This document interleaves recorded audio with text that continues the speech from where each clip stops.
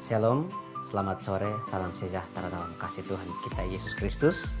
Pada kesempatan sore hari ini kita membahas Katekismus New City, pertanyaan yang ke-19 dengan bunyi pertanyaan, adakah cara untuk luput dari hukuman dan kembali berkenan kepada Allah? Nah, ini pertanyaan yang penting sebab hari-hari ini ada begitu banyak orang yang putus asa. Mereka mungkin berpikir bahwa dosa saya terlalu banyak, Tuhan tidak mungkin berkenan kepada saya. Nah, ini merupakan pikiran-pikiran orang-orang yang putus asa hari-hari ini. Maka perenungan firman Tuhan ini bisa membuat kita kembali untuk kepada Allah, karena Allah itu sungguh sangat mengasihi kita. Dan melalui katekismus sore hari ini, jawaban buat kita semua Bapak Ibu Saudara yang berkati Tuhan, ya, apakah cara untuk luput dari hukuman dan kembali berkenan kepada Allah? Jawabannya ya ada, ya. Mengapa? Karena kemurahan Allah itu memenuhi tuntutan keadilannya sendiri, ya. Melalui kemurahan Allah memenuhi keadilannya sendiri, dan Allah sendiri atas kemurahan hatinya semata telah mendamaikan kita dengan dirinya dan melepaskan kita dari dosa dan hukuman dosa melalui seorang penebus yang kita sebut dengan Yesus Kristus yang telah mati di atas kayu salib, ya. Kisah ini juga telah dilukiskan lama sebelum Yesus datang ke dalam dunia, ya. Terdapat dalam Yesaya 53 ayat 10 dan 11. Firman Tuhan berkata, tetapi Tuhan berkehendak meremukkan dia dengan kesakitan. Apabila ia menyerahkan dirinya sebagai korban penebusan salah, ia akan melihat keturunannya. Umurnya akan lanjut dan kehendak Tuhan akan terlaksana olehnya. Sesudah kesusahan jiwanya, ia akan melihat terang dan menjadi puas.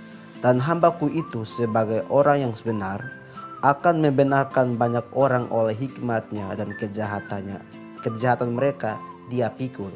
Nah, Bapak Ibu yang diberkati oleh Tuhan, Yesaya pasal 53 ayat 10 dan 11 ini merupakan penggambaran tentang nubuatan tentang Yesus Kristus yang akan datang ke dalam dunia untuk menebus setiap pelanggaran dan dosa-dosa manusia. Maka sebagai anak-anak Tuhan, sebagai orang-orang percaya, apakah cara untuk luput dari hukuman dan kembali berkenan kepada Allah? Nah, ini merupakan pertanyaan yang penting, sebab karena melalui kasih Allah yang begitu besar dalam kehidupan kita, maka Allah itu memberikan anaknya yang tunggal, yaitu Yesus Kristus, sehingga yang percaya kepadanya tidak binasa. Maka sebagai orang-orang percaya, sebagai anak-anak Tuhan, kita bersalah, kita berdosa kepada Tuhan. Jangan kita mengurung diri, jangan kita merasa diri kita sebagai orang-orang yang kotor dan lain sebagainya. Tetapi kita harus sadar bahwa begitu besar kasih Allah kepada kita. Firman Tuhan dalam ayat lain berkata, ketika kita mengaku dosa kita, maka Ia setia dan adil akan mengampuni setiap pelanggaran dan dosa-dosa kita. Ya, perenungan buat kita Bapak Ibu Saudara, ya. Yang pertama, bahwa kita harus menyadari bahwa kemurahan hati Allah, ya, ketika kita berdosa, kita bersalah kepada Tuhan, kita harus menyadari bahwa kemurahan hati Allah bagi setiap orang yang percaya kepadanya. Kita harus mengerti bahwa Allah begitu murah hati kepada setiap manusia. Yang kedua, karena kemurahan hatinya itu menggerakkan kasihnya dalam kehidupan kita, sehingga dalam pengertian teologis yang lain yang berbunyi, kasih itu beranugerah yang dikerjakan melalui Yesus Kristus. Jadi kasih itu tidak hanya sekedar kasih, tetapi kasih itu beranugerah, ya, dalam setiap kehidupan kita sebagai anak-anak Tuhan melalui Yesus Kristus. Dan kasih itu telah dibuktikan melalui salib, ya, melalui kematian Yesus Kristus di atas kayu salib. Dan ketika Yesus mati atas kayu salib, Dia tidak meninggalkan kita seorang diri, tetapi Dia memberikan kepada kita Roh Kudus sebagai penolong dalam kehidupan kita. Jadi sebagai anak-anak Tuhan, sebagai orang-orang percaya, ketika kita menyadari begitu besar kasih Allah akan dunia ini, maka perenungan yang berikutnya, yang pertama, kita harus menyadari akan kasih Allah yang besar itu. Kita harus menyadari akan pengorbanan Tuhan yang besar itu dalam kehidupan kita.